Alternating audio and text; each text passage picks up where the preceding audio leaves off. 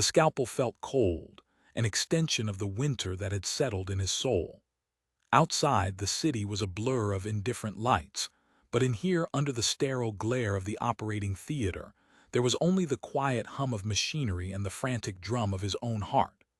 Dr. Aris Thorne, a name once whispered with reverence in the halls of medicine, now felt like a borrowed coat, ill-fitting and heavy. His hands, the hands that had danced through a symphony of surgical miracles, were trembling. Not with the fatigue of a 16-hour shift, but with a tremor that originated deep within, a seismic shudder of a mind on the brink of collapse. He stared at the patient on the table, a life held in the balance, and saw not a person, but a reflection of his own shattered composure. The calm, the unwavering focus that had been his trademark was gone. In its place was a gnawing dread, a chattering chorus of what-ifs that threatened to drown out the years of training, the countless lives saved. One wrong move, one fractional slip, and the delicate tapestry of a human life would unravel. The thought was a physical blow, stealing the air from his lungs. He was the healer, the one who mended broken bodies, yet his own mind was a wound that refused to close. The irony was a bitter pill, one he choked on daily. How could he command the intricate dance of life and death when the chaos within him was a maelstrom? He gripped the scalpel tighter, the cool metal a stark contrast to the fire of anxiety licking at his insides. The scrub nurse looked at him, her eyes wide with a question he couldn't answer. The anesthesiologist's voice was a distant murmur, a sound from another world. In that moment, suspended between a life that needed saving and a mind that was losing its own battle, Aris Thorne knew something had to break. It was either him or the carefully constructed facade of the man he used to be. The tremor in his hand intensified, and for the first time in his celebrated career, the healer was utterly, terrifyingly lost. This single moment of crisis was not an isolated storm, but the culmination of a slow, insidious erosion of his inner world. The pressure of his profession, the relentless demand for perfection, had become a vice, tightening its grip with each passing day. Sleep offered no respite, only a gallery of his failures, real and imagined, projected onto the dark screen of his mind. His relationships had withered, starved of the attention he no longer had the capacity to give. He was a ghost in his own life, haunting the periphery of conversations, his presence a mere shadow. The joy he once found in his work, the profound satisfaction of restoring health, had been replaced by a gnawing emptiness. He was a machine, performing a function, but the soul of the healer had long since departed. He had tried everything the modern world offered to quell the rising tide of anxiety. He had sought the counsel of colleagues, dabbled in mindfulness apps that felt more like a distraction than a solution, and even considered medication, a step that felt like a surrender to the very fragility he fought against in his patients. But nothing touched the core of his unease. It was a phantom limb, an ache for a sense of control that he had amputated somewhere along the way. He yearned for the quiet confidence he saw in the stoic faces of his mentors, the unwavering calm they possessed in the face of life's most brutal storms. They seemed to carry an inner citadel, a fortress of the mind that was impervious to the chaos of the world. He, on the other hand, felt like a ship tossed on a violent sea, with no anchor and no shore in sight. The world saw a brilliant surgeon, a pillar of strength. But behind the mask was a man drowning in the silent, turbulent waters of his own mind. Have you ever felt that way? Have you ever stood at the precipice of your own life, looking down into an abyss of your own making? Have you ever worn a mask of composure while a war raged within you? We live in an age of unprecedented connectivity, yet we have never been more disconnected from ourselves. We are bombarded with images of success, of happiness, of a life perfectly curated for public consumption. And in the quiet moments when the applause fades and the likes stop coming, we are left with the stark reality of our own imperfections, our own anxieties, our own private battles. We are told to hustle, to grind, to push harder, but we are never taught how to build the inner strength to withstand the relentless pressure. We are handed the tools to build a life, but not the blueprint for a resilient mind. And so we find ourselves, like Aris, standing on the edge, the scalpel of our own potential trembling in our hands, terrified of making the wrong cut. But what if there was another way? What if the calm we so desperately seek is not something to be found, but something to be forged? What if the chaos of the mind could be tamed, not by fighting it, but by understanding it? This is not about a quick fix, a magic pill, or a hollow mantra. This is about a journey back to the core of who you are, to the bedrock of your inner strength. This is about the healer's hand, not the one that holds the scalpel, but the one that mends the mind with the timeless wisdom of Stoic calm. The ancient Stoics, philosophers who walked the bustling streets of Athens and Rome, were not men who lived in ivory towers, detached from the realities of life. They were soldiers, statesmen, merchants, and even slaves. They faced the same trials we face today: loss, failure, injustice, and the ever-present shadow of their own mortality. And yet, they discovered a way to not only endure these hardships, but to thrive in the midst of them. They understood that the world is an unpredictable and often chaotic place, and that the only thing we truly have control over is our own mind. This is the fundamental principle of Stoicism, the key that unlocks the door to inner peace.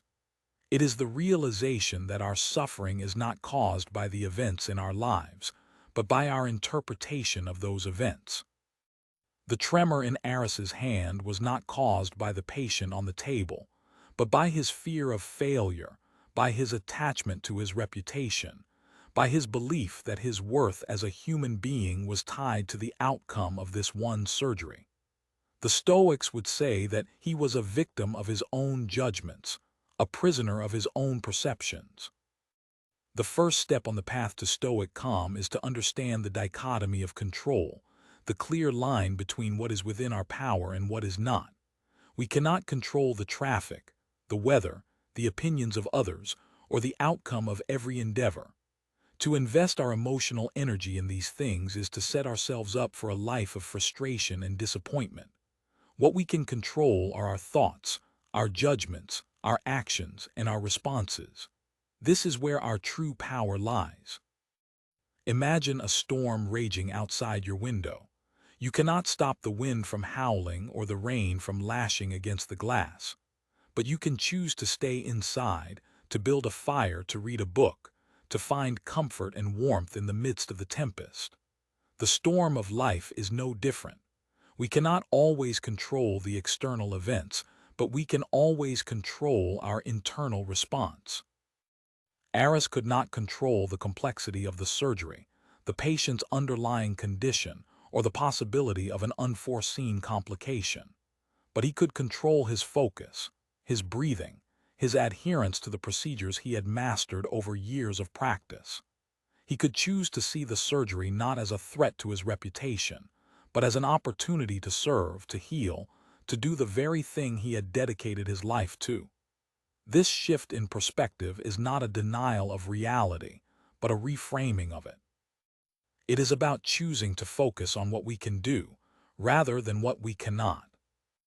Consider the story of James Stockdale, a vice admiral in the U.S. Navy who was held as a prisoner of war in Vietnam for over 7 years. He was subjected to unimaginable torture, solitary confinement, and the constant threat of death. And yet, he not only survived, but he emerged from that experience with his spirit unbroken. How did he do it? He credited his survival to the teachings of the Stoic philosopher Epictetus. He understood that his captors could break his body, but they could not break his mind. He could not control his external circumstances, but he could control his inner world. He chose to find meaning in his suffering, to see it as a test of his character, a crucible that would forge him into a stronger man. He focused on what he could control: his thoughts, his integrity, his commitment to his fellow prisoners. He refused to be a victim, and in doing so, he became a symbol of resilience, a testament to the power of the human spirit. This is the power of the dichotomy of control. It is the power to find freedom in the midst of confinement, to find strength in the face of adversity, to find calm in the eye of the storm. Now, I want you to think about your own life. Where are you investing your emotional energy in things you cannot control? Are you losing sleep over a past mistake? Are you consumed with anxiety about a future that has not yet happened? Are you allowing the opinions of others to dictate your sense of self-worth? The first step to reclaiming your inner peace is to draw a line in the sand, to separate what is within your control from what is not. Make a list. On one side, write down all the things that are causing you stress and anxiety. On the other side, write down what you can actually do about them. You will be surprised at how much of your mental energy is being wasted on things that are completely outside of your control. And once you have this clarity, you can begin to shift your focus, to redirect your energy to the things that truly matter. This is not about apathy or indifference. It is about wisdom. It is about recognizing the limits of your power and focusing your efforts where they will have the greatest impact. This is the first touch of the healer's hand, the gentle but firm guidance that begins to mend the fractured mind. The second principle of Stoic calm is the practice of negative visualization, the conscious effort to imagine the worst-case scenario. This may sound counterintuitive. Why would we want to intentionally think about the very things we fear the most? The answer lies in the nature of anxiety. Anxiety is not caused by the event itself, but by our fear of the event. We are not afraid of flying. We are afraid of crashing. We are not afraid of public speaking. We are afraid of being judged. By confronting our fears head-on, by imagining the worst-case scenario in vivid detail, we rob them of their power.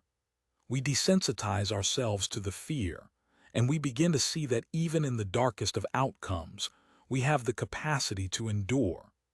The Stoics would practice this by regularly meditating on the loss of their loved ones, their possessions, their health, and even their own lives.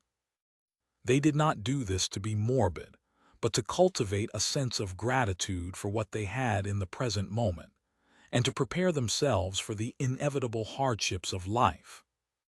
For Aris, the surgeon with the trembling hands, this would mean imagining the worst possible outcome of the surgery. He would visualize the patient dying on the table, the grief of the family, the damage to his reputation, the end of his career. He would allow himself to feel the full weight of that failure, to sit with the discomfort, to look it directly in the eye.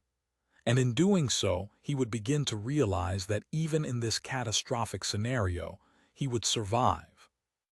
He would still be a human being with the capacity for love, for connection, for growth. His life would be different, but it would not be over. And by confronting this fear, he would be able to return to the present moment with a renewed sense of focus, free from the paralyzing grip of what if. He would be able to see the surgery not as a tightrope walk over a bottomless pit, but as a challenge to be met with skill, with courage, and with a deep sense of purpose. He would be able to do his best, and to accept the outcome, whatever it may be, with a sense of equanimity. This practice of negative visualization is not about dwelling on the negative.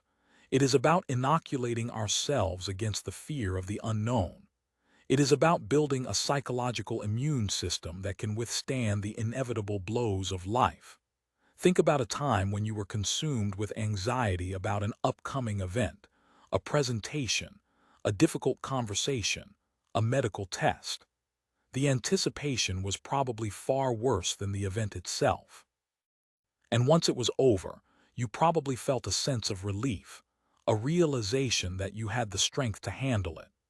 Negative visualization is about fast-forwarding to that feeling of relief, of bringing the future into the present so that you can face it with courage and with calm. It is about understanding that you are stronger than you think, that you have a reservoir of resilience within you that you may not even be aware of. So I invite you to try this practice in your own life. Choose a fear that has been holding you back, a worry that has been consuming your thoughts. Set aside some time to sit with it, to imagine the worst-case scenario in as much detail as you can. What would happen? How would you feel? And most importantly, how would you cope? What resources would you draw upon? What strengths would you discover in yourself? This is not an easy practice. It requires courage and a willingness to confront your deepest fears. But the reward is a sense of freedom, a release from the shackles of anxiety, a profound and abiding sense of inner peace. This is the second touch of the healer's hand, the gentle but firm pressure that begins to release the tension in the mind. The third pillar of Stoic calm is the practice of amor fati, the love of one's fate. This is perhaps the most challenging, and yet the most liberating, of all the Stoic principles. It is the idea that we should not only accept everything that happens in our lives, the good and the bad, but that we should embrace it, that we should love it as if we had chosen it ourselves. This is not about a passive resignation to our circumstances. It is about an active and enthusiastic engagement with reality, a recognition that every event, no matter how difficult, is an opportunity for growth, for learning, for the development of our character. The Stoics believed that the universe is a rational and ordered place, and that everything that happens is part of a larger plan, a divine providence. And even if we do not share this belief, we can still embrace the spirit of amor fati, the idea that we can find meaning and purpose in every moment, that we can transform every obstacle into an opportunity. Imagine a blacksmith forging a sword. He takes a lump of raw iron, heats it in the fire, and then pounds it with a hammer. The iron is subjected to intense heat and pressure, to a series of violent blows. And yet, it is through this process that it is transformed from a shapeless mass into a strong, sharp, and beautiful weapon. The hardships of our lives are the fire and the hammer that forge our character. They are the challenges that reveal our strengths, that test our resolve, that shape us into the person we are meant to be. To wish for a life without challenges is to wish for a sword that has never been tempered, a muscle that has never been tested, a mind that has never been sharpened. It is to wish for a life of mediocrity, of unrealized potential. For Aris, the surgeon at the crossroads, amor fati would mean embracing the very anxiety that was threatening to undo him. It would mean seeing it not as a weakness, but as a signal, a call to a deeper understanding of himself. It would mean recognizing that this crisis was an opportunity to shed the ego that had become so entangled with his professional success, to reconnect with the core values that had drawn him to medicine in the first place, the desire to heal, to serve, to alleviate suffering. It would mean loving this moment of profound vulnerability, for it was in this moment that he had the chance to become not just a better surgeon, but a better human being. He could choose to see the trembling in his hand not as a sign of his impending failure, but as a reminder of his own humanity, of his own fragility, of his own capacity for both great skill and great fear. And in that acceptance, in that love of his own imperfect fate, he would find a new source of strength, a deeper well of compassion, a more authentic and enduring sense of purpose. Now think about your own life. What are the obstacles you are currently facing? What are the challenges that seem insurmountable? What are the parts of your story that you wish you could rewrite? The practice of amor fati invites you to see these things not as burdens but as blessings in disguise. It invites you to ask not, "Why is this happening to me?" but "What can I learn from this? How can I grow from this? How can this make me a stronger, wiser, more compassionate person?" This is not about pretending that pain is not real or that loss is not devastating. It is about choosing to find meaning in the midst of suffering, to see the beauty in the struggle, to love the tapestry of your life, with all its light and all its shadow. It is about understanding that the person who is capable of overcoming great adversity is not a person who has had an easy life, but a person who has learned to love the challenges that have shaped them. This is the third touch of the healer's hand, the gentle but firm embrace that mends the broken pieces of the mind and makes them whole. The final principle of Stoic calm that we will explore today is the practice of memento mori, the remembrance of death. In our modern culture, we tend to shy away from the topic of death. We see it as something morbid, something to be avoided, something to be feared.